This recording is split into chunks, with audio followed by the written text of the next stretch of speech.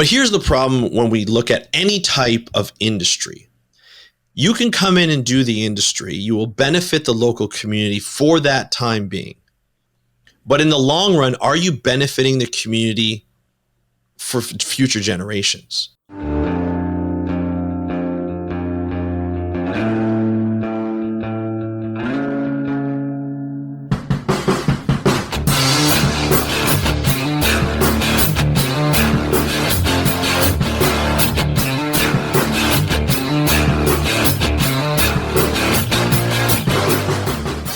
All right, everyone, welcome back to another episode of the Space Tomatoes podcast. I'm one of your hosts, Havok. We've got LX with us as well, and today we have a special guest, Andrew Lewin, a marine biologist and the host of How to Protect the Ocean, a podcast that explores the people, science, and policies driving ocean conservation. Welcome to the show, Andrew. Oh, thanks, guys. I'm super excited to be here today. Awesome. So I think you actually have two channels, right? You have another one on sharks? I do. So I have two podcasts. I have How to Protect the Ocean, which is literally what it says. It's how to teach people how to protect the ocean. And I have another podcast that I co-host with another biologist named David Ebert. He is known as the Lost Shark Guy. So we call that podcast Beyond Jaws. And we talk about sharks beyond sort of the iconic sharks that we normally talk about, the great white shark, tiger sharks, makos, and thresher sharks. We talk about the little sharks. He's discovered and described over 50 species of sharks in his life, and it's pretty cool. And we talked to different people about their shark career, shark science and conservation career, so that people who want to get into it, who are just graduating and want to, and even in high school want to learn more about sharks, and they want to research sharks as they get older. We kind of give them advice through interviews and looking at people's career trajectories and knowing that, it's not that easy, but it's a meandering path, right? As all careers tend to be. It's not like a straightforward career, so you can go in and out. And so we talk to people who have been in the business for like 35 years. Some have been in 10 years. Some have been in 5 years. And they all have a different way of getting into it. And they all do some pretty cool stuff over that lifetime. So it's kind of fun to kind of give people a perspective of what's going in. But my flagship show is the How to Protect the Ocean podcast. I started it. I'm a marine biologist that lives in Ontario, Canada. And so it's a little hard to do marine biology when you're not surrounded by oceans. I'm surrounded by the Great Lakes, which empties into oceans. And we call it our Sweetwater Ocean here. We share it with the US. And we, it's a lovely place to live, but it's difficult to do marine work. So I started podcasting and doing communications. Really started off with blogs, then went to YouTube. And then I discovered podcasting through a friend. And once I started recording, that was it. Like I found my niche. I found my passion. I was like, I always fell in love with the storytelling aspect of marine biology and ocean conservation. And I remember being, on ships in the Gulf of Mexico and just kind of looking around and being surrounded by all these cool scientists who were telling the stories of when they're, some adversity they had to face, in big waves, or, when instruments wouldn't work and they had to gerrymander it as they go through. And it was always fun for me. And the research was fun as well. And doing all the analytics and all the science stuff was fun too. But the storytelling was probably my favorite aspect of it, and I get really passionate when I do that. So once I started the podcast, I started recording in 2014, and I published finally in 2015, and I've been doing it ever since. So I just did 10 years in June was my 10-year anniversary for podcasting. So nice. Tons of fun. I love it. As you guys know, podcasting is so much fun. It certainly is. LX loved it. I know that. He started before I did. Oh, yeah. Audio only. And that podcast was around an online mobile game. And, nice. Yeah. And so we actually met through an online mobile game. Very interesting story about a group of people from all over the U.S. coming together to meet people they only met in a game online. But that is so cool. So did you grow up thinking, this is what I want to do? Ever since I was 14. I always loved, I was of the, I was born in 78. So I grew up on Jacques Cousteau documentaries, watching Jaws, watching all these different movies and documentaries on the ocean. And as soon as I saw it, I fell in love with it.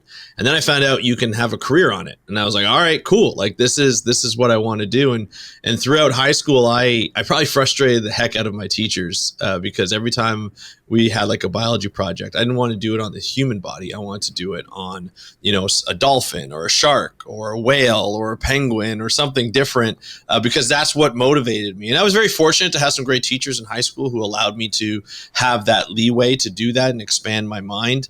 And then I went to university here in just a town just not far from me at Guelph and did a marine biology and freshwater degree. And it kind of just catapulted through there where I was just like, this is like, it's so much fun to be out in the field, when you're on the ocean and to experience the different type of life you have on the ocean. You're seeing sunsets and sunrises, which are like out of this world. You're seeing, dolphins bow riding your ship as you move along every single time. It seems like you don't see the dolphins when you're stagnant, but then as soon as you go, they're like, okay, let's have some fun. And they're there. And just like the water, like the water spouts, like these water tornadoes that kind of come up out of nowhere that you see, and they're far enough away, thank God, and you don't have to worry about them. But it's just a fun place to be, and you just never know what to expect. There's always an adventure to happen, sometimes good, sometimes bad, but it's just a fun place to be and to discover. And there's so much we don't know about the ocean still, and it's fun to discover that and see people discover it as well. Absolutely. So I'm going to throw out an assumption there. You are probably certified for scuba. I am certified for scuba. Yeah, that's one of the things I did throughout in university. I started scuba diving. And that definitely changes your life in terms of from a pleasurable experience, like just going out and as an activity to go wherever I have the chance. I try and go scuba diving. But however, in Canada, you actually can't scuba dive the way we're thinking of scuba diving for your job because of insurance. Insurance ruins everything, I find. Oh, really? It's all liabilities because you're not protected. So here in Canada, if you want to dive, you have to have your commercial's diving license. So think about the old school way of diving with the big metal helmet and the tube that you breathe out of, and that gets that gets given to you, like the leeway gets given to you from the top of the ship. So we have divers, like they'll be like consultants or divers. Like for when I used to work for the federal government, we have divers in Environment Canada and Climate Change Department who that's their sole purpose is to go out diving and deploy instruments and gather instruments and do all these different types of surveys and videos and all that kind of stuff. But they do it the old school way. And I guess they're more protected that way, which completely understand. It's also colder here, so it can be difficult. But what it does makes it super expensive. So it's very difficult to get a lot of stuff done when you're trying to do that type of work when you can't go scuba diving traditionally. I think in the U.S. you can. I know, like academically you can. It all depends on the insurance of the company or the organization that allows you to do it. Yeah, and I think a lot of the way we get around that here is through grants, right? Instead of actually doing the research and having fund it, you offer a grant to someone else. They can take the liability. Exactly. And we get the data. I actually got certified for scuba when I was 13 years old. Basic scuba certification through NAUI, right? NAUI is, to date, I think they are still the most intense certification course you can go through. I've heard that. And back then, we didn't have soft weights. We had lead. We didn't have like fancy, like our BCs were horse collars and there was no auto inflate. You took your regulator out of your mouth, you put a little air into it. Oh yeah. And the old US diver swim fins with absolutely zero flex in them. Right. And, wetsuits measured in like inches, right? Quarter inch, half inch, stuff like that. 3/4 inch. Oh yeah. And beaver tails, the worst thing ever invented for someone in the male portion of the population is a beaver tail on a wetsuit. I promise you. Yeah. It's, I can imagine it is, I've never worn one obviously, but I can imagine it's a bit of a pain in the butt to do, literally. Yeah, it is. But it was fun. And I guess I've been scuba diving for 43 years. Oh, that's awesome. Grew up in Orange County, California for a good part of my life. Nice. And my whole thing was I wanted to go to potentially UCSB, Santa Barbara. Mm-hmm. Yeah, great school. And then I really wanted to end up at Scripps Institute. Oh, yes. That was my dream there. Yeah. And unfortunately, I guess I was talked out of it, which in retrospect was probably a good thing, given where I ended up. But at the same time, the passion's always been there. So, some really cool things like I got to witness the beginning, the founding of the Surfrider Foundation. Oh, wow. Which has done so much. I believe it was like in the late 70s, I believe, early 80s. Yeah. And then I've gotten to take part in pier cleanups and things like that, which is where they literally just put a call out to divers. And then they host little contests, right? The weirdest object you bring in, the most stuff, the heaviest object, all this stuff. And divers would just descend on public beaches and go around the piers and clip lines and hooks off the piers and, pick up trash and everything else. And just such an enormous impact. What do you think are some ways that are actionable for Joe Blow and Jane Blow to be able to do things that are impactful directly to this, but don't necessarily require them to fund something or make a trip? Yeah, I mean that's the $1 million question, right? Is the ocean is in trouble, in many different ways.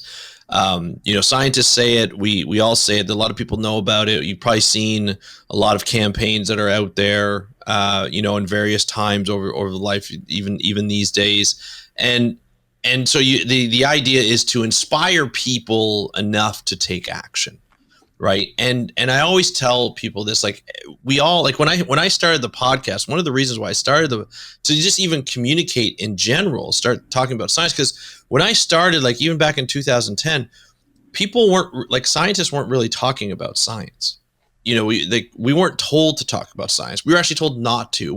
It's not incentivized in our pay or in our jobs. We do it because we enjoy it. It's a passion, right? Like to be a marine biologist is something that it's not just a 9 to 5. You're always a marine biologist, even at home. So we talk about work all the time. We do work all the time. We work at night. We work during the day. It's all over the place. So we do enjoy talking about it. But back then, even further back, there were a lot of journalists out there that were manipulating scientists' words as they were giving interviews, and talking about their science to get the clicks and to get the advertisement and things like that, and make it a little bit more impactful. Because sometimes science is boring. Sometimes conservation is boring, and you just got to go and you got to do the work. So the trouble is trying to inspire, and that's what I wanted to do, because I realized that even my family and friends, when I started doing communication.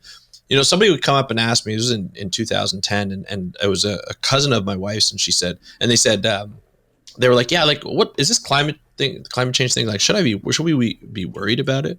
And I was like, yes, absolutely. Like, how do you not know this? In my head, I wasn't rude to the person because it was a genuine question, but I was like, in my head, I was like, how do we not know that climate change is a bad thing? Like, for me as a scientist, like, the data was there. I tell the data from my brain to your brain, facts are coming, and that's what I do. It just wasn't interesting. It wasn't being of interest to anybody. And when I started to look around, the internet was really taking off at that point. Facebook had taken off, Twitter had taken off. It was changing in a very different way than we'd seen, the past 10 years. And there was a lot of distraction in our lives.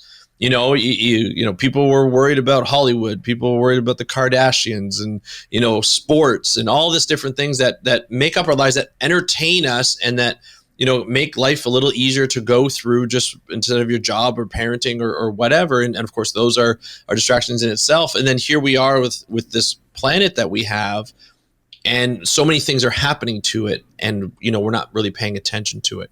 It's a difficult thing because the way we were telling people was, this is bad, this is bad, this is going bad, what you're doing is wrong, what you're doing is wrong, what the government's doing wrong, and everything like that. It was all doom and gloom. And so I quickly realized that I can't just we can't as a conservation field can't just talk to people in a way where it's like we're doing bad stuff, because we're all caught up into the same system. We're all in a wasteful system. We see it all the time. We have, single-use plastics. We have all this stuff that we see, and divers and surfers, kayakers, anybody who's around the ocean knows that there's a lot of trash, that there's a lot of pollution, and sometimes it prevents you from going in the water. And so it can be, that could inspire people, but it can also detract people from going to the beach or just enjoying the water in general. And so and then of course in our lives now, especially these days when you have these phones and you have all this technology, you see people getting disconnected from nature. We're not paying attention to what's around us. We're in our phones, or we're in our cars getting to work, or we're doing whatever that might be. We're very disconnected from the world, from the natural world. And so the first thing that I tell people is literally touch grass or touch water. Just enjoy nature. Enjoy the peace. Enjoy the calm. I did this, speaking of Scripps Institute, I did this episode one year. It was during Oceans Day. I published it on Ocean Day. And it was a student that came to me from Scripps. She was a master's student. And she did this music composition. She was a musician. And she did this, well, not really a music composition, but a composition of noise. And it was basically an audio version of someone going from their home it was supposed to be Southern California, because that's where she was, from their home in Southern California to their car and to the beach, and all the noises you encounter throughout that time. So think about, you're going out your house saying bye to your family, whatever, there's noise of the kids and everything like that, which is good noise because, it's your family and stuff like that. The noise of the door opening, you locking the door with the key. Now I know a lot of us don't have keys, but with the key, and then you're walking out, you get into a car, maybe you hear a helicopter or a siren that's nearby.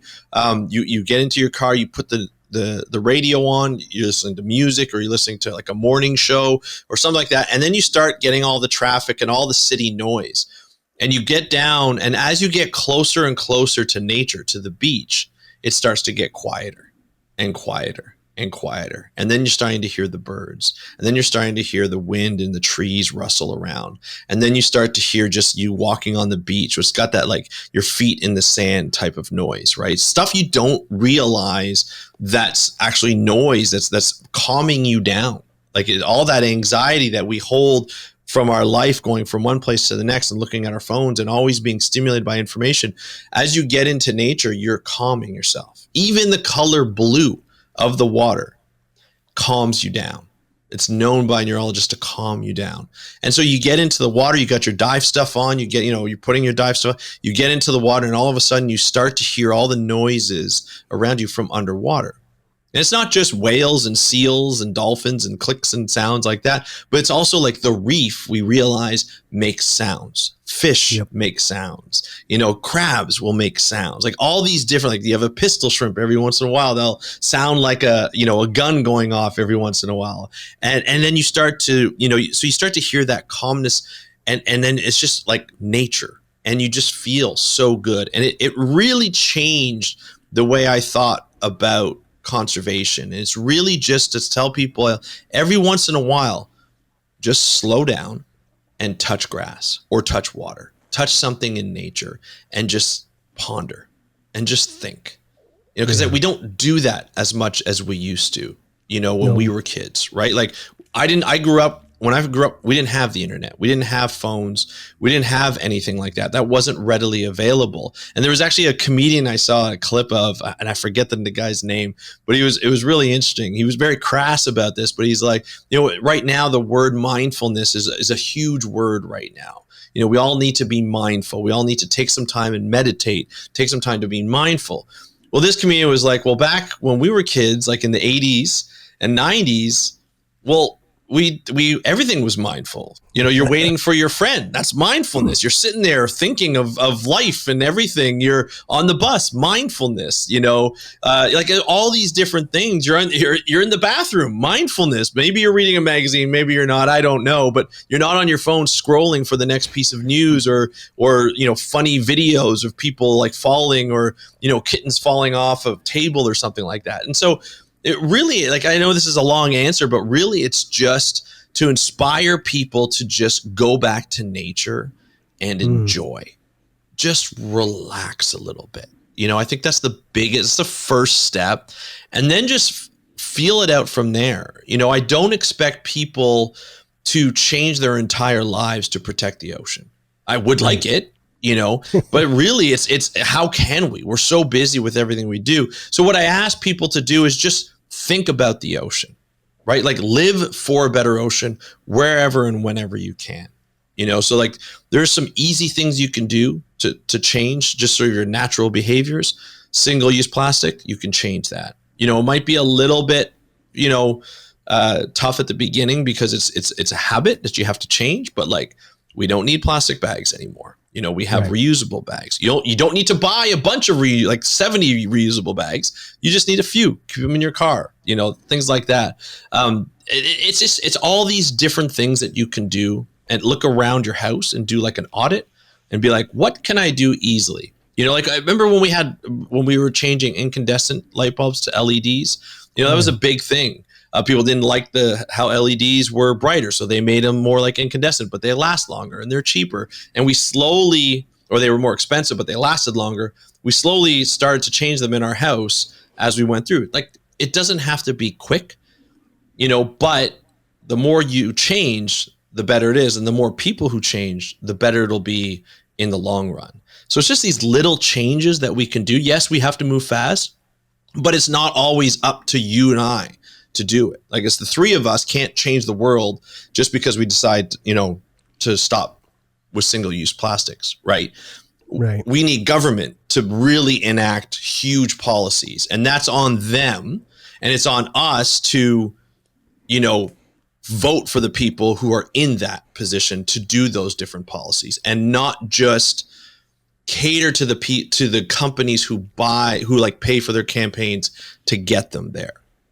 So it's like it's a push and pull kind of system. You know what I mean? Indeed. I will say my personal views on some of that are a little different, and that's okay. Yeah, we all have our own personal things. Absolutely. One of the things that I always like to throw out there is this, and this was something I think the Surfrider Foundation really hit home, at least for us in Southern California. They went around and did something, and people are like, well, why are you doing this? And what it is just a simple stencil. They went around and they stenciled all the storm drains, a little logo that says drains to ocean. Yeah. And you'd be amazed at how many people don't realize that. Those stormwater drains drain directly to the ocean. They're not like going to some sewage containment location or anything like that. It's literally just a canal that goes to a bigger canal that goes to a bigger canal that dumps out into the ocean. So one of the simple things I think is if you're out and about, man, you see litter, grab it, throw it away, throw it in a bag, throw it in a backpack, whatever you got. If you're down at the ocean, when you leave, take one extra piece of trash with you, just one. I mean, that's inconsequential, but it'll make a huge difference. And I mean, if you're interested in looking at why this would be a big thing, go look at some of the photos from the halls from the pier cleanups. You would be amazed at how much garbage is under there.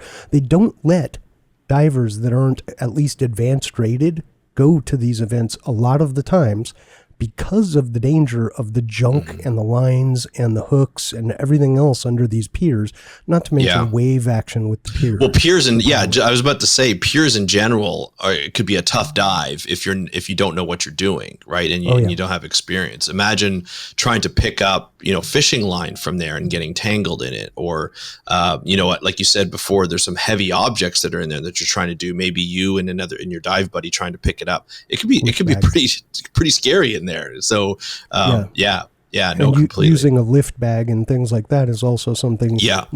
If you aren't certified at advanced level, you should not even have a lift bag. Okay. Yeah. You're a danger to others at this point.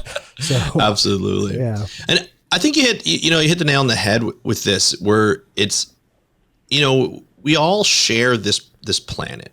It doesn't matter what country you're from. It doesn't matter what community you're from, what county, what state. It doesn't matter. We share this planet.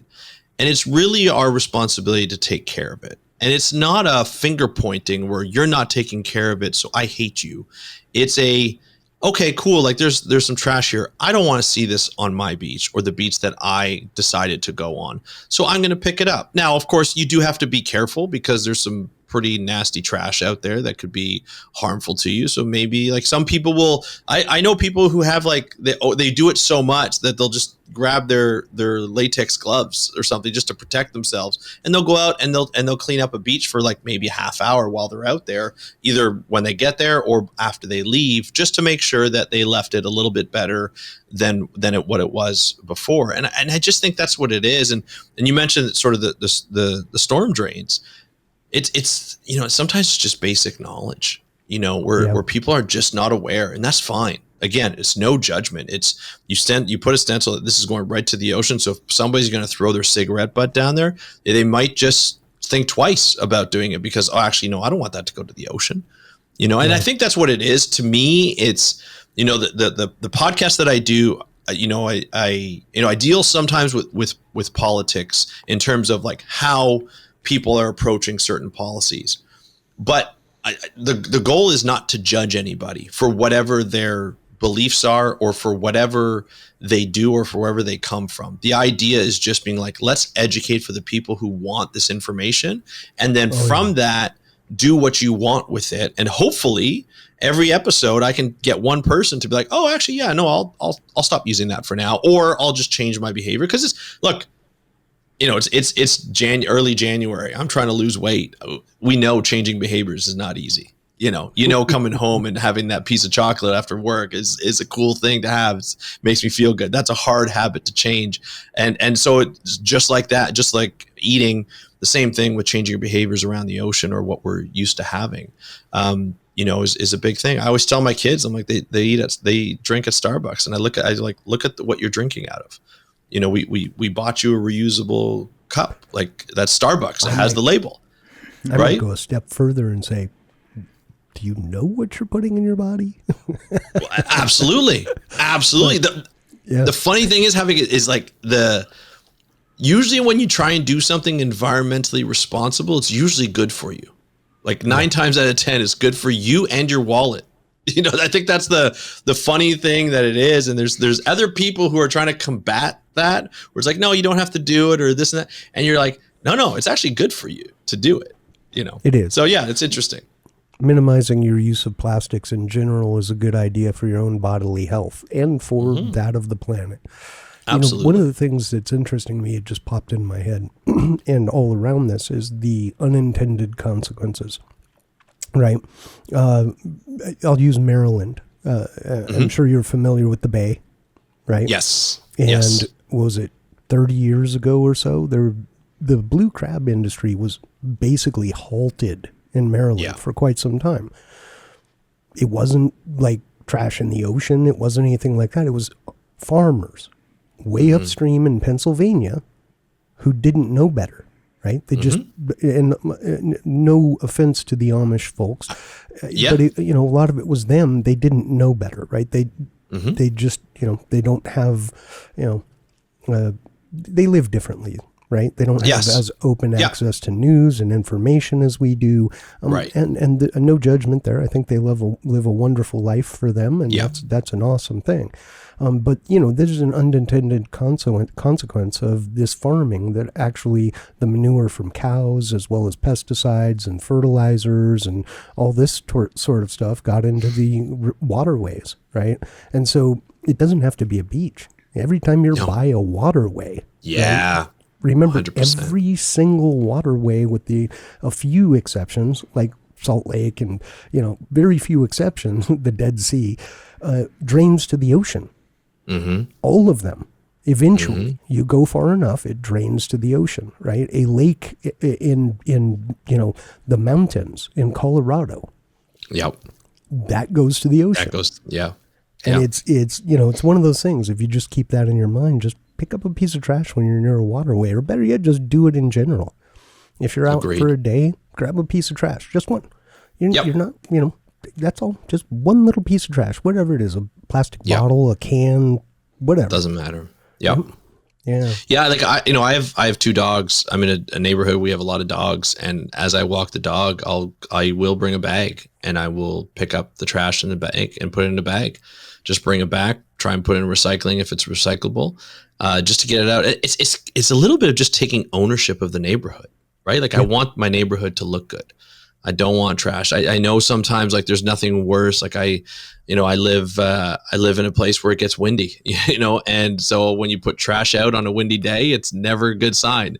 And so I'm out trying to pick up my trash that's blown down the street a little bit. And you see like neighborhoods who do that. When you start doing it, other people start doing it, and they look and they're like, oh, that's a good idea. Like it doesn't take much to do it, and it inspires you, makes you feel good for doing it as well. And I think that helps. It helps all of us, when we look at the grandiose picture of protecting our planet and the ocean. Absolutely. You're awful quiet there, Mr. LX. I'm just taking it all in. So I do get a question for you. Yeah. Knowing what you know, is there any kind of fish that you would eat from like Costco or Sam's Club or the supermarket, or is that no good? Any opinions on that? I do. I absolutely do. And I think that's a very good question. Costco, I don't know about Sam's Club. I know Costco for sure has a lot of fish that are what we call MSC certified. It's the Marine Stewardship Council certification. Now, there are a number of different certification programs out there for seafood. The idea is that each certification program provides transparency within the fishery, right? So the big thing is like back in the day when we were on coastal communities and we used to fish, you could go down to the dock and buy it right from the fisherman who bought it, who caught the fish. So you know exactly how it was caught, who caught it, because fishermen are going to talk about how they caught the fish, right? They love their fish stories, and that like they're not taking too much, and they like knowing that people are enjoying what they caught. These days, there's a lot of middle people within the supply chain. And so from the catch to the final area, like a supermarket or like a fish market or like a Costco or something like that, there are a lot of people who have their hands on the fish, which one increases the price, but also puts up a lot of, cloudiness around what happens to that fish. Right. Mm-hmm. So having something like the Marine Stewardship Council or having the Monterey Bay, I think it's called Seafood Watch program, allows you to look at an app and says, like, especially the Monterey Bay Seafood Watch program, you can look at an app and you can basically look at any fish that you see in a supermarket and say whether it's good or you need to avoid or you should be cautious. And it's all on where it's caught, how it's caught, and what you should do about it. Right. And that really it empowers the consumer to make decisions based on what's in front of them. Now, here's the problem with that is that when you're asking the teenage kid who's serving you across the counter at a grocery store or a supermarket, they may not know where it comes from, nor do they care. They're just there to have a job, and I don't blame them. But it's very difficult. So a lot of times when I go there, I'll ask like, okay, there's a sea bass here. Like, how was that caught? Where was it caught? I have an app here that tells me that I should be avoiding certain ones.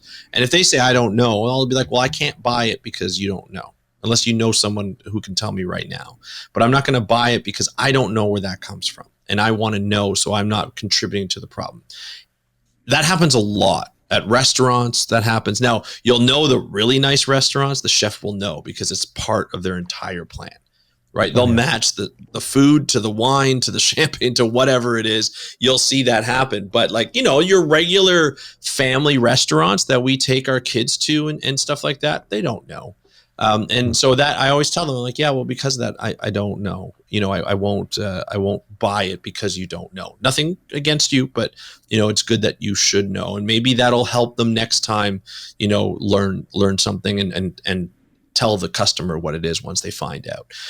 But yeah, so what I would do is if you're interested in only buying sustainable seafood, download the Seafood Watch app. It's probably one of the most comprehensive seafood apps they do. Like they have full-time staff looking at the fisheries from all over the world. They have partners from all over the world making sure that it's sustainable. MSC certified, Marine Stewardship Council is like a blue label. You'll see it at Costco. Those, I would trust those as well. They're not perfect by any means, but they are better than having nothing. And you know that you're on a better path to do that. And you support organizations like that by buying those fish. They don't get money for it, but it allows, it builds up their credibility and stuff. And there are people who hold their feet to the fire to make sure that they follow the right path and they acknowledge if something's not right and not perfect and stuff like that. So it's good that you mentioned that, because, you know, a lot of people, we don't realize it. We just see what's on the menu and we buy it. You know, local is always best, right? So whatever's local to you is always best.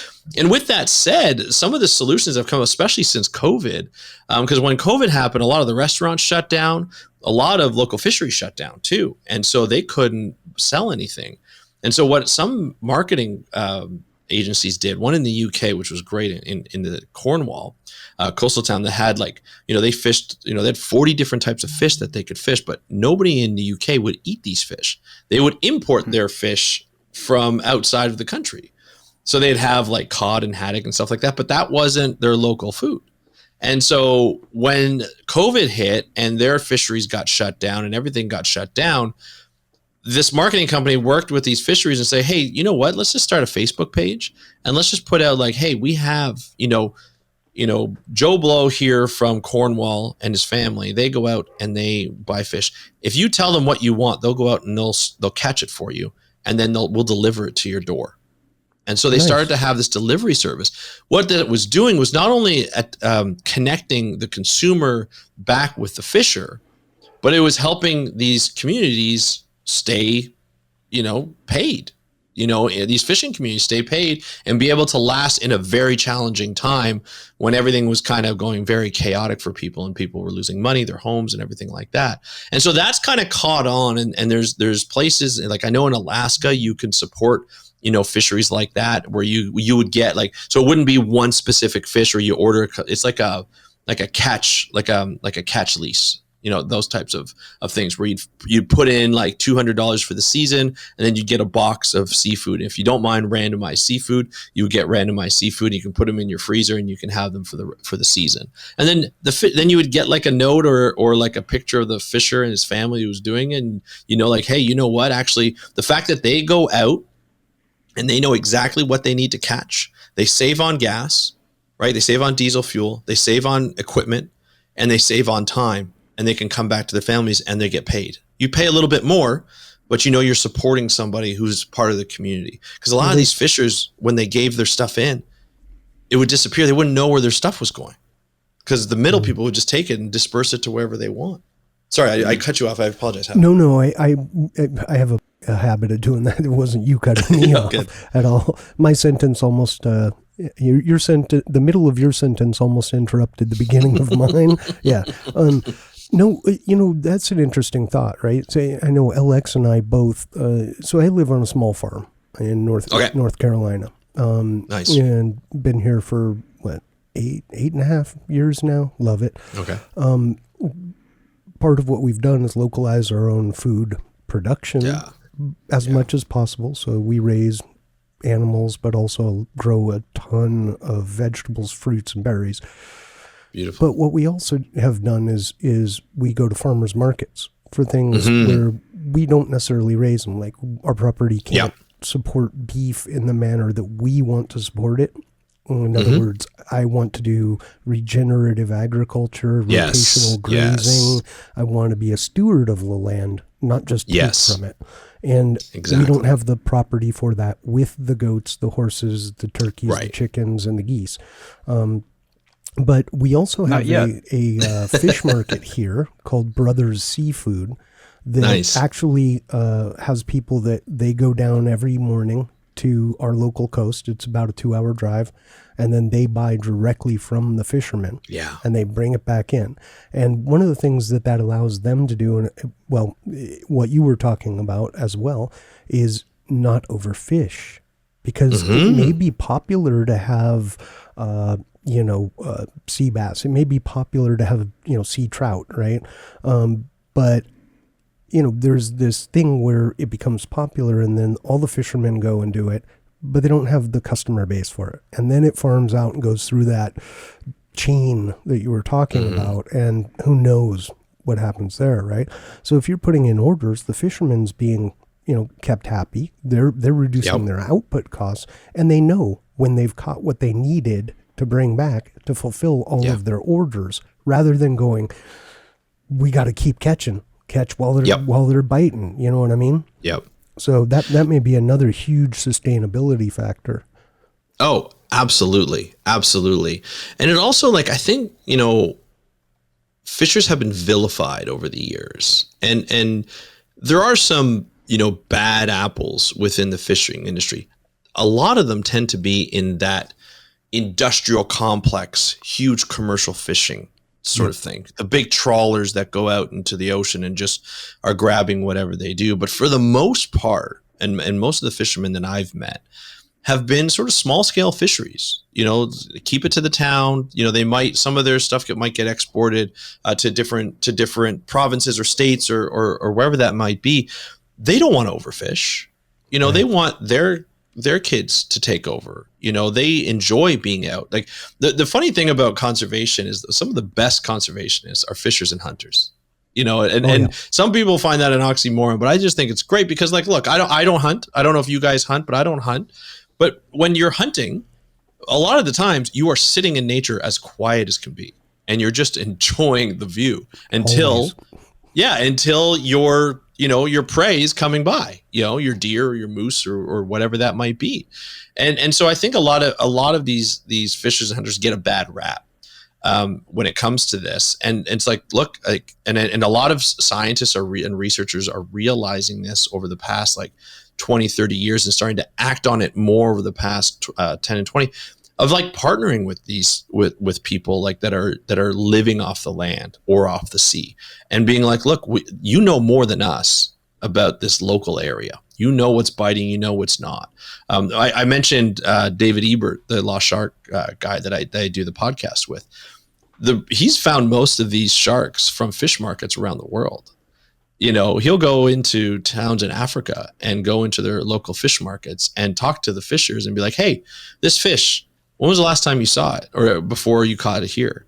And he'll go, I've never seen this before. And I know these fish. I know this shark. I've never seen this before. Do you catch this a lot? Oh yeah. We catch tons of them over here, and they'll share it because they're interested in it. Right. But they've known it for years, or we used to catch them 30 years ago, but we don't see them anymore. And so you get the information from the fishers. So a lot of scientists rely on that information.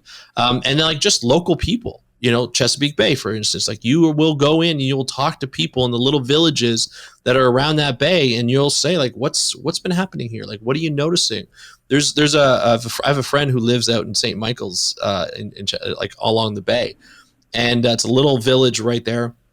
And he put in a tide gauge because certain streets continue to get flooded every so often. Anytime there's a rain or, anytime there's a big tide, those streets are shut down. And people are like, how do we stop this? And he's like, well, first we got to find out, when it happens. And so he's a scientist, he's a tech guy, and he goes in and he does all the stuff and he brings it back to the village and says, yeah, this is what's happening. It's not, he doesn't say this is climate change, we need to stop this, it's a political thing. It's not. This is just how the water's acting, and it's how it's affecting our streets. So if you don't want this to flood every once in a while, this is, these are our options. Let's bring in some engineers. Let's do this. And maybe we need to raise a road a little bit to adapt to it and stuff like that. And I think that's what we really need to go with, when we talk about conservation is, we need to have an understanding of everybody's perspective and stop this bickering and stop this dividing for whatever reason, and just be look, things are changing. We know things are changing. We could stop it, if there's enough will there, but we also have to adapt to it. And we're all literally in the same boat, and so it's really up to us to kind of work together to do this. And I feel like if we stop judging, everybody's perspective and just start embracing the perspective and understanding how you want to deal with it, then we can really tackle a lot of these problems together and be able to, go out and solve or adapt to these problems until they're solved later down the road. Yeah. So listening to a few of your more recent podcasts about the few that I had the time to listen to. And they were really good. I really enjoyed them. Thank you. I appreciate that. It seems like a lot of talk about the renewed drilling efforts in the Gulf. Mm-hmm. So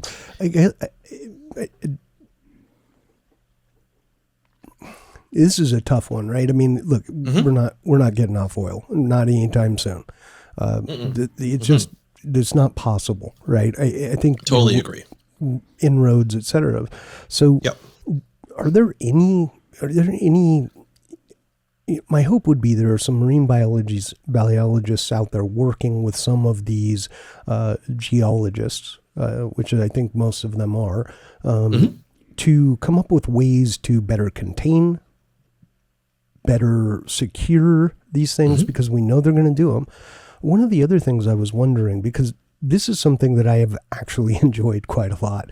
If you've never been diving off of an oil rig, my goodness. So much stuff. I mean, so much stuff. Yeah, everything from nudibranchs to pelagic life. You've got sharks, you've got whales, dolphins, you name it, right? Mahi, yeah. Yeah, exactly. Tuna. The amount of life that clusters around these structures. Are there any efforts to maybe increase some of the structure size, add more surface area, give more life to this area that, you're adding a risk, maybe add a benefit that can kind of counter some of that risk? So when it comes to say like oil platforms, let's take the Gulf of Mexico, for instance, because, there are a lot of oil platforms there, and there's been a lot of research done on sort of the aggregation of animals and habitats along, oil rigs or below the surface, right, of the sea along oil rigs, because it's kind of interesting when you look at underwater, animals, like it is not a benefit to be in a water column without anything around it. Sharks do it, whales do it because they're traveling all the time. But where they stop to eat or where they stop to spawn or where they stop for nursery site has to have food and it has to have a hiding spot. So hiding out in sort of the ocean column, like the water column, is a very difficult thing to do. So anytime you put a structure into the ocean, you will get somebody or something to actually attach onto it because it's to their benefit. It's that structure. It could be a pile of rocks, right? That's limestone based, which is how reefs kind of form, or it could be a steel oil platform, right? And there are advantages and disadvantages to each. And coral reefs will attach themselves onto oil rigs just as much as they'll attach themselves on to like rocks, like a pile of rocks, and have a habitat. The one thing with the structure of the oil rigs is, well, actually, there's a couple of things. One, the metal that it's composed of will leach out.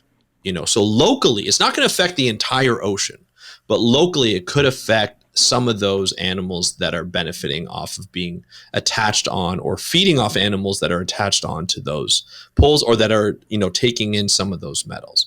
And as those go through the food web, they could bioaccumulate into, bigger fish. And then eventually, like if we consume them, they could have high lead or arsenic or things like that. Now, we are very fortunate here in North America that our government tests for different types of metals and different types of toxins within our fish. And they will be able to, if they catch it in time, of course, they will be able to say, stay away from this type of fish if you're going to eat it, or mussels or things like that. And sometimes that has to do with metals because of an oil platform or a ship, but also it could also have to do with just, red tide. You just never know when you're going to get a red tide, right? So there's a lot of, there's advantages and disadvantages to have it, but there are habitats and we need more habitats. And so, I don't know if it's a benefit to, like, I know we've seen people, especially for diving communities, sink ships, like old ships, to like create this type of diving tourism act, or even try to encourage more accumulation of animals and habitats like coral reefs and sponges and this and that. I don't know if I would say like we should be putting in more of this kind of stuff, but definitely taking advantage of things that are already in there.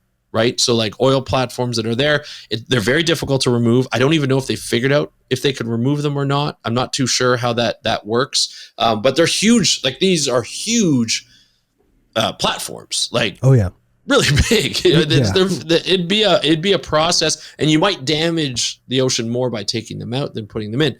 Now, the other thing is we have these wells, right? And in one of the recent interviews I did with a gentleman out of Louisiana, where he talked about how, and I think here's the problem with the industry. Yes, you're right. We rely on oil. We are an oil-based society for energy, just like we used to rely on whale blubber for oil. Now we rely on oil and gas. It wasn't good then when we did it, but we needed it. And, oil, we figured out now it's probably not the best thing for our planet, long term, and it's a finite resource. So eventually we're going to have to move off from it, or at least diversify, our dependence on oil. But here's the problem when we look at any type of industry. You can come in and do the industry. You will benefit the local community for that time being. But in the long run, are you benefiting the community for future generations? Right? The damage that the oil and gas industry has done in a state like Louisiana, especially southern Louisiana, in so many different facets, almost like, and then you look at like it does it outweigh the benefits that have provided it for however many years, right? And will it do that in the future? And here's the problem: it's not necessarily the oil companies. I mean, it's partly that, but it's also the people in charge of making sure that they do as little damage as possible. Right. And we know spills happen, right? They can't do big spills. BP spill, the Deepwater Horizon spill happened because of mismanagement.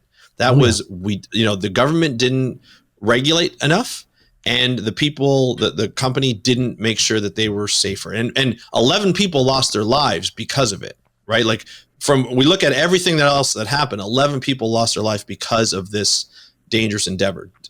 Like getting oil from the deep sea is a very dangerous thing that we have a better understanding now, but we still don't have a good understanding in terms of how to cap it and clean it up. Like the Deepwater Horizon, they had to go to James Cameron to get advice on how to cap it, because he was the only one at the time who had the most experience doing deep water dives, right? Because of the movie he did on the Titanic, which is, if you think about that, that's crazy, because of all the engineers that the US has and that the world has, you would think that they'd be able to figure out faster to cap something like this.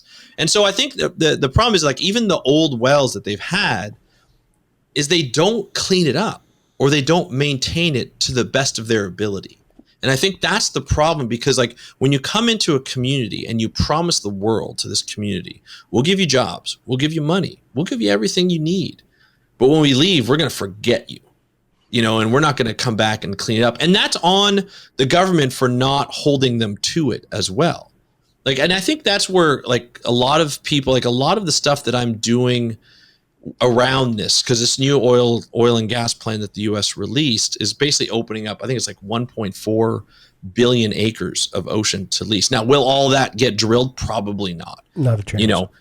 But there's some areas that might get that will definitely get drilled in 30 years. Not now. It's going to happen in 30 years. And that's going to maintain. And like we said before, like oil will always be in our lives as long as it's available. Is at what percentage of the energy factor will it be? Like, will eventually renewables, whether we like it or not, are going to take over, because we're figuring out better technology and we're able to capture more. We're able to use it. Now it's just a matter of, can we store it? Like, I mean, that's the big thing about renewables, is can we have the batteries? And we're getting there. And we're getting better batteries that don't require these precious metals that we're looking for deep sea mining and so forth. So I think with any industry, it's like, how do you treat the local community, not just the environment, right? Because we need to protect people first. Can you guarantee that you will take care of that community for not only as long as you're there and using the resources, but even after that, to make sure that nobody dies, from poisoning or bad water quality. Like Louisiana is a state that, especially southern Louisiana, that lives off the land. You know, they will get crabs, they will get shrimp, they will get fish, you know, they will get anything that they can get out because they love the land, they love the water. And so to destroy that for them because of one single industry is a real shame, and it's not doing them justice. And so I think a lot of the stuff that I've come to realize as I do these interviews is, are we protecting the people in this situation? Yes, we need oil. We need to lower dependence. Like I'm Canadian. We have a lot of oil. We don't even use it ourselves. You know, we try to export it and everything like that. Don't say that too loud. No, I know. Hey, like we give it to the U.S. Until recently, we would give it to the U.S. And so we're actually now, because of what's happening around the world, we're actually looking at where else can we do it. So we're building more pipelines. We're building all this stuff. So we're putting our people and indigenous people, because that's where the lands, that's where this pipelines are going to go through, and our environment at risk even more, because we're trying to diversify who buys our oil. Now, with that said, we also have a huge landscape. We're the second largest country with the longest coastline in the world, and we have a massive capacity, and we're already using a lot of that capacity to do renewables and to live off the land where we are treating it properly, and we can actually treat people properly. Is it perfect? Absolutely not, but it's better than the alternative, what we realize the alternative. Progress is always better than perfection. Absolutely. Yeah. And I think and with that said, with progress are some of these industries, whether renewable or non-renewable or fossil fuels, are they actually working to make better progress to change our environment? I don't trust that they are. No, the reason I don't trust that they are is because they've lied for so damn long, you know, and to us, and then they even admit it. And then they say, you know what, now that climate change is so bad, this is what they're saying now. You can't do anything about it. So we might as well just embrace the oil and gas. Like that's how brazen they are to do that. And I think that's why I do these episodes on it's to kind of show how people have lived. Like one of the episodes I did is just how people are living in southern Louisiana now, you know, and after the oil companies have left, because a lot of them have left, not all, but a lot of them have left, and the wells are leaking, you know, their land and resources are polluted, and the people have to take care of that. And a lot of the people can't just get up and move, right? They can't sell their homes because nobody's going to buy them. You know, the land is cut up because they do these cutaways with these ships, so much so that you have grave sites that are being exposed, you know, whether they're indigenous or non-indigenous. I mean, that's a cultural thing. You know, and anybody should deserve that culture and that rest, and make sure their ancestors are at rest. So it's like there's a lot of different things that go around it, even more than the environment. And that's something that I've come to realize by doing these interviews and looking at this particular, you know, plan. And it's not just because it's the U.S. It's not just because it's Trump. You know, Canada's been doing this for a long time, and it's like we can't just go in without understanding the ocean and what we're doing to it, and what the consequences are for doing to it. And a lot of the time it's the local people that suffer from it, right? Oh yeah, I would argue pretty much always. You know, we see a lot of the same, you know, you see a lot of the same on land as well, right? You know, we were talking about the big commercial fishing, right? That goes on, right? Well, we also have all around us right now is big commercial farming. Now, you can, I mean, if you just go and look, Joel Salatin has shown this. A number of people have shown this. I can't remember the gentleman's name. He actually did a session with Mr. Rogan. But he was showing the stark difference. Like, here's my property line, and on the other side is conventional ag, and it's dead. And I could do the same. You can go to the edge of my property line and look at the ag field. It's dead. The soil is gray, lifeless, gone. Yeah. And then you look at ours, and it's a completely different story, right? Yeah. And so, you know, those unintended consequences also affect people like the hunters in North Carolina, where the deer, right? These areas that were big deer plots, that were forested areas, are now ag plots. They can't, they won't usually. I mean, they still do, but, you know, I guess less so, right? Instead of a Yes. food plot for deer, they'll have soybean or corn or something. The deer will eat some of that, but it's not their preferred food. Right. And a lot of that is pesticides, herbicides, as well as, and we can argue the merits or, otherwise of GMO, but I'm not a fan. I get it. Understand the need in sub-Saharan Africa and places like this, but locally there is not. And so what you get is hunters with a lower deer population, and these people literally go out and hunt, and the meat that they put up is for their year's meat. They don't buy meat at a store, and now they're finding themselves in a conundrum where they're having to buy meat at the store.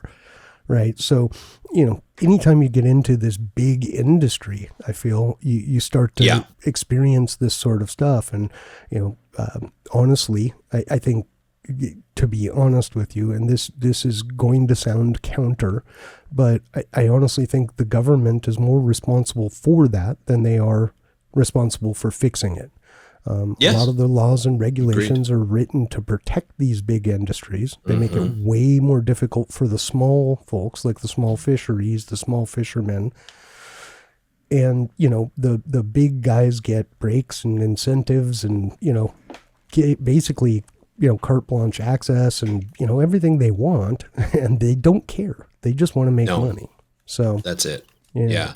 I read a book, a number of years ago, probably over a decade ago, where it was like different sort of like green type stories and how the environment has changed over the years. And one of the stories, of course, was Monsanto. Yeah. Monsanto. Thank you. Sorry, I forgot the name for a sec. Monsanto, and how they were able to lobby the government to get them as a corporation the same rights as a regular human. Yeah. And so that anything that would happen against them was like, well, that's our human right. That's our right as a company to be able to do this. And I think the famous thing with Monsanto was the fact that they had these GMO seeds. They were selling them to certain farmers. And of course, with seeds, as you know, as a farmer, wind will take the seeds and it'll blow onto a different property. And so they would go on that property and say, you have our seeds, you owe us money, pay up or we'll sue. And they're like, it's our right because we own that seed and we have the same rights as you do. And I think, when you talk about government, I think allowing that to happen has changed the way we look at big business right now. And especially when we look at, natural resource, whether it be, agriculture, whether it be aquaculture, whether it be fishing, whether it be oil and gas or renewables, it's just changed the game. There are people and companies within the renewables game who are awful, and treating the environment like crap because they just want to make money. There are a lot of greedy people on both sides of these things. The key for us, I feel like, as a human population, is the diversity of types of industries, the diversity of the different types of ways to do things. I think that is the best way. And it really comes down to looking at nature. Diversity is the one that's the most stable. So why are we allowing all these monopolies to happen? So, it's the same thing. We're never going to allow, when we look at fish stocks, we don't want a fish stock that only has like 2 different species.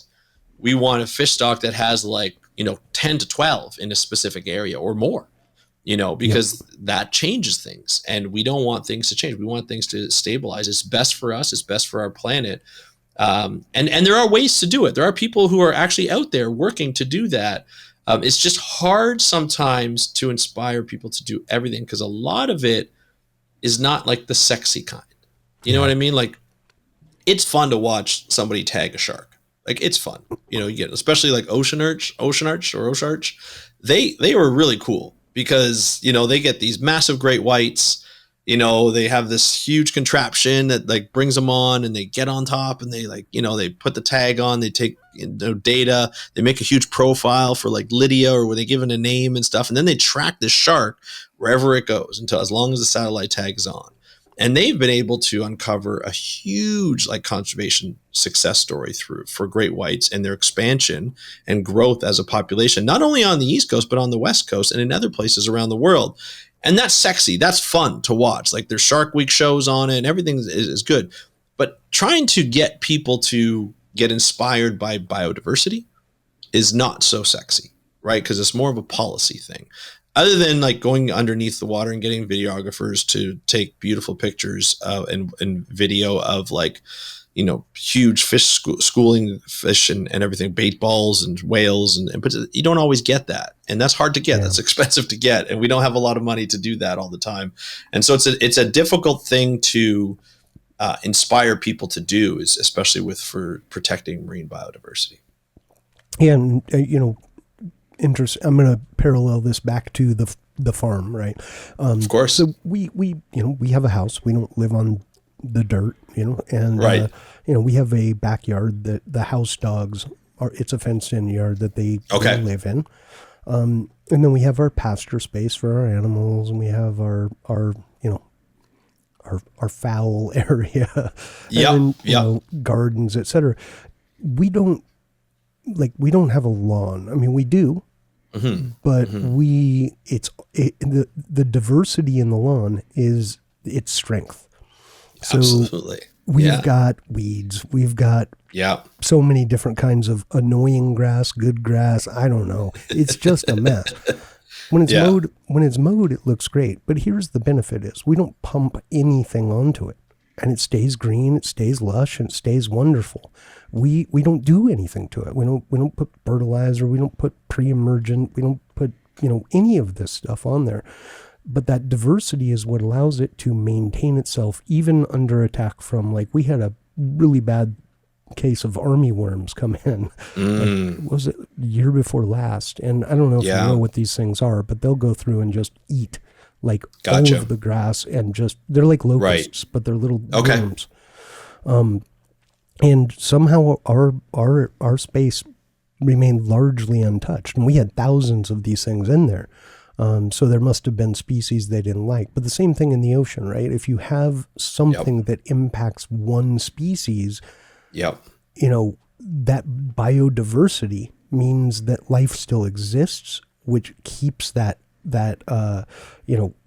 food chain intact, which keeps the reefs getting cleaned. It keeps that turnover going that's necessary for a healthy reef, for a healthy, fish habitat, for pelagic life, for everything, right? And absolutely. So, it's interesting you said that, because I think it applies everywhere. 100%. I mean, it's how life is lived. You know what I mean? Like the more diverse you have, the more stable your economy is, your habitats are, your lawn is. I think we've just been not programmed, but influenced to, your lawn has to look a certain way. I grew up, my dad loved his lawn. If a weed got in there, God damn that weed, like you got to pull it out, and you got to have like a perfect lawn. Everything has to be the perfect height, and, doing that. And now I look at my lawn and I'm like, I got some crabgrass. It sucks because it doesn't look as nice. But then you're like, kind of like, well, that's actually not that bad, but you're always fighting those sort of like generational influences, and you're like, okay, how do I maintain what, my parents had, or how do I do this, or whether it's right or wrong. And then of course, you have other people who look at it differently. If I grew out my lawn, I live in a neighborhood. If I grew out my lawn where, I have these shrubs and things that's kind of growing kind of out of control in a way, but naturally, I'd get complaints. Somebody would probably call the city to come and, give me a ticket, and they would mow, and they would give me, the money to do that ticket. I can do it in my backyard, but maybe not in my front yard. And so it's there's a lot to fight against when it comes to that. But when people really understand it, and I think people get it when it comes to the ocean because it looks good. Like when you have a documentary or a really good, videographer go underwater and take those things, or you scuba dive, and you're looking at stuff, and there's nothing like seeing a reef with all these different corals. And you can see what I like to do. I don't know if you like to do this, Havok, but like, obviously you see the fish and you see the wonders, and it's always great. Maybe a couple of sharks here and there, a sea turtle or something like that. You're having a good dive. for me, I like to scale down a little bit, and I'm looking for those nematodes. I'm looking for those worms and those crabs. Yeah. And there's nothing like you get you're kind of coming up, you're ascending a little bit on the reef. You see this beautiful like coral or sponge that's opened up and it's got a big circle in the middle. And you look in, you kind of turn upside down a little bit. You look in, and there's this like shrimp crab kind of guy who's like looking at you like, don't you come near me. And he's like, moving all that. He's got this antenna all over the place, and it's just absolutely gorgeous. That's beautiful. But I always refer back to this where it's like, there's a cartoon, and it shows like, these two guys who are shipwrecked on an island, and it's this little island, like literally you can't even run around it without knocking into each other. And they're like, they look out, all they can see is the surface, and they look out, man, it's like, I'm so hungry. I wish there was food somewhere. And then they have the cartoon underneath the sea. It's got everything, all these different types of fish, octopus, crabs, lobsters, shrimp. And they just look up on the surface, and they're like, there's nothing here. Like, what are we going to do? How are we going to survive? And I think that's life. There's a lot of people who don't know anything about the ocean. Yeah. Right. Or anything about the water, just as like there are people who don't know about land and like what Africa really looks like, or what Asia really looks like, and what diversity really looks like. I can dive in the Caribbean, and then I can go dive in Indonesia, and I'm going to see a lot of different things, and a lot more diversity, untouched kind of areas, and I think that's what it is. I think it's just more of like trying to get out of our own way and experience these things so that we understand how important these things are, and learning. And it really comes back down to the reason why I do the podcast is to provide a resource for people who want to know more about the ocean. And just the fact that they're learning about the ocean allows them to give them the knowledge to do something about it. Right. And almost like, and I hate to say this sometimes, it's a bit of a guilt. Once you know, it's really hard to like go back to the regular life and be like, yeah, I'm just going to be naive and ignorant, and we do that about every subject matter, but once you're like, oh, okay, I got this. Like I'm going to do this. I'm going to help whichever way I can. Yeah. It's a lot like the Matrix, right? Once you awaken to it, there's no real going back. It's like, okay. Yeah, exactly. Well, that's awesome. So, I want to give you a chance as well to kind of talk about, your work, what you're working on now, where people can find you, absolutely, how they can, get, hold of some of your work, etc. So let's hear it. For sure. Well, you can go to speakupforblue.com. That's my website. So speakupforblue.com, all one word. And you'll see the two shows that are on there. There's the How to Protect the Ocean podcast and the Beyond Jaws podcast. You can listen to both. You can listen to one. I put out on the How to Protect the Ocean podcast, I put out 3 episodes a week. So we've been doing this for a long time. We're at about 1,850 episodes, 1,860 episodes. So, we're getting there. We're almost at 2,000 episodes, probably within the next year or so. And on the Beyond Jaws, we release, every other week. As we can. And sometimes we'll do a bonus episode and stuff. And there's always interesting nuggets that you can take from both of those shows. They're equally as great. And what I'm trying to do is really build a network of podcasts that will provide people with the information that they need. I'm working on crowdfunding a seagrass podcast because it's such an important habitat that doesn't get talked about a lot. And so what I always tell people is like, it's such a biodiversity hotspot. It's more biodiverse than most reefs. And so the fact that we keep them, they're not sexy like reefs. They're not beautiful colors. They're like green, and it can be, people think, oh, it's just seaweed. It's not seaweed. They're a plant, and you gotta look. But if you've ever gone diving, Havok, and you kind of part some of the seagrass around, you'll see like a pufferfish pop up, or who knows, whatever you might see depending on where you are. I used to love just dumping my BC, sitting cross-legged and watching it. Just there's something mesmerizing about the seagrass. Absolutely. And then, as it comes over, like you were saying, not necessarily having to part it, but as it comes over and stands up before it folds over, you get like this kind of running look, and you'll see so many things in there. Just so many amazing. Things. Yeah. And so like, I want people to know about that. And there's a lot of research. There's a lot of people around the world who are trying to protect and restore a lot of the seagrass areas. They're a huge blue carbon sink. So that means they take up carbon dioxide and they take up carbon and they put it down into the ocean, into the sediments for, up to millennia. And so they take it up more, like 4 to 10 times more than a land tree. So that's how important they are from a carbon sequestration point of view, a natural one, right? And one that works, that we know that works. And so, and they clean up water, they stabilize the sediment, they stabilize the habitats. And so what I'm trying to do with that podcast is bring, like, by interviewing researchers and conservationists that are out that are working with seagrasses, I'm bringing that research together. So people in Europe can hang out with people and listen to what people in North America are doing, what people in Asia are doing, or Australia, or wherever they might be in Africa. And they can share that knowledge and they can meet each other through there and understand what they're doing and maybe collaborate in the future.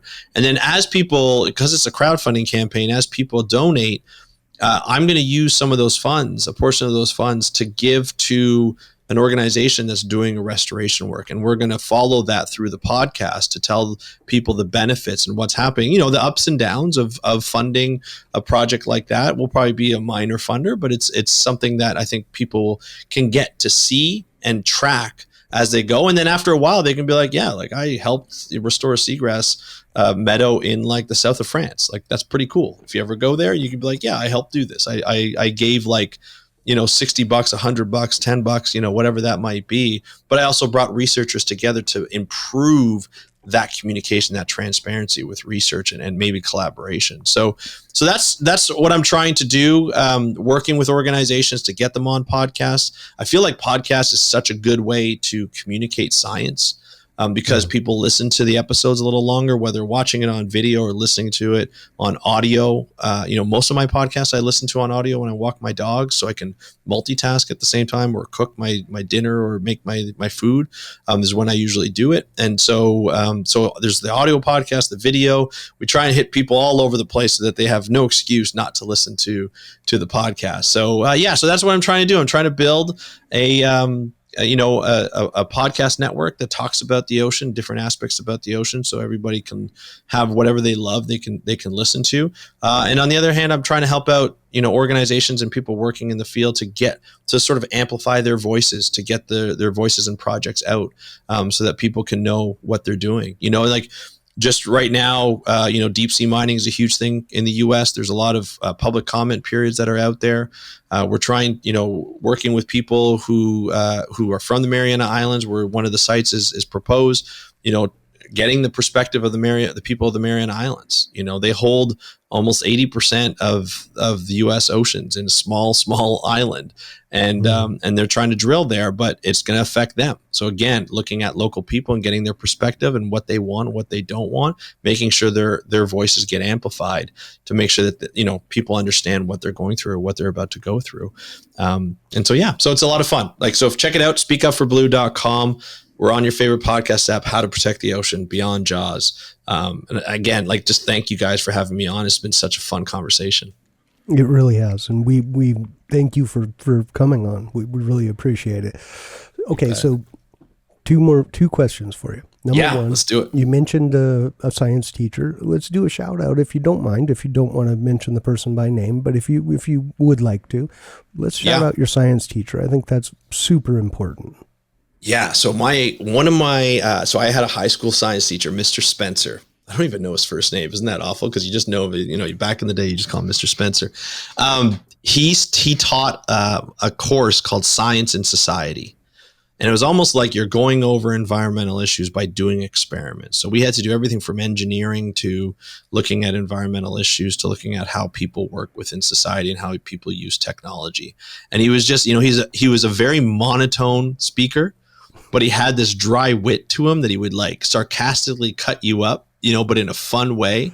And he just made things a lot of fun. And I think it definitely drove me to go more towards conservation than just straight up science research. And so shout out to Mr. Spencer, wherever he is now, and the help that he got me to get really interested. Awesome. All right. And then last one, shout out to anyone you want, anyone for any reason, just a shout out. Well, I'm going to say my wife, because she puts up with a lot of me in my office doing all this work after I work my full-time job and, be with the kids and the family and stuff. So shout out to my wife. She's awesome. She supported me in everything that I do. It takes up a lot of time and a lot of effort. And she's given me some great advice over the years. So I'm going to say shout out to my wife, Mandy. That is awesome. Well, thank you very much for your time. We really appreciate you coming on. Hey, everybody, you know where you can find us just about everywhere. You can also engage with us if you'd like to. You can go to Telegram on t.me/Space Tomatoes. You can go in there. We upload the episodes. We'll upload content from episodes. And we're available to chat. If you have ideas for a show, ideas for a guest, let us know. Give us a like, share, follow, comment, do the thing, have fun. And remember, wherever you are, whenever you're listening to this, have an amazing day. See ya.